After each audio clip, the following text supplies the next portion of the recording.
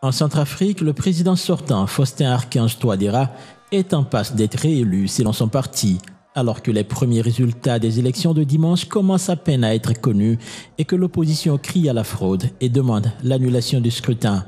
Sur un territoire occupé aux 2/3 par des groupes armés, les votes des Centrafricains mettent du temps à être compilés, d'autant que le pays, ravagé par la guerre civile, fait face à une offensive rebelle. L'autorité nationale des élections commence tout juste à égrener les premiers résultats de la capitale Bangui à la radio et les premiers résultats partiels ne sont pas attendus avant le 4 janvier.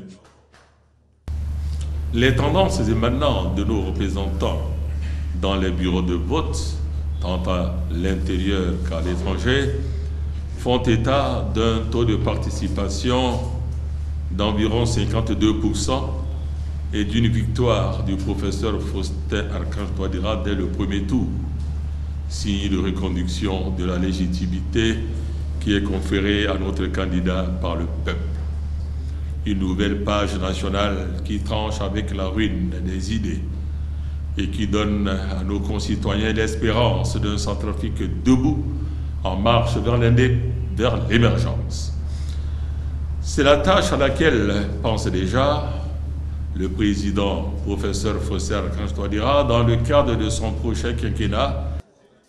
L'ancien Premier ministre a néanmoins réaffirmé sa confiance dans les organes compétents que sont l'autorité nationale des élections et la Cour constitutionnelle pour proclamer les résultats définitifs du scrutin présidentiel et législatif de dimanche. Charge à l'ANE de donner les résultats provisoires, charge à la Cour constitutionnelle de donner les résultats définitif.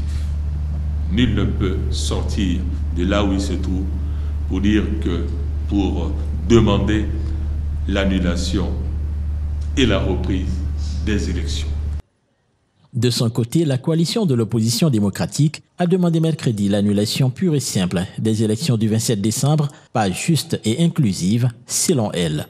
Des milliers de personnes ont été empêchées en effet de voter ou privées de leur carte d'électeur, jamais arrivées en raison de l'insécurité. Sur un total de 71 sous-préfectures, 29 n'ont pas voté, avait déclaré lundi le ministre de l'administration du territoire.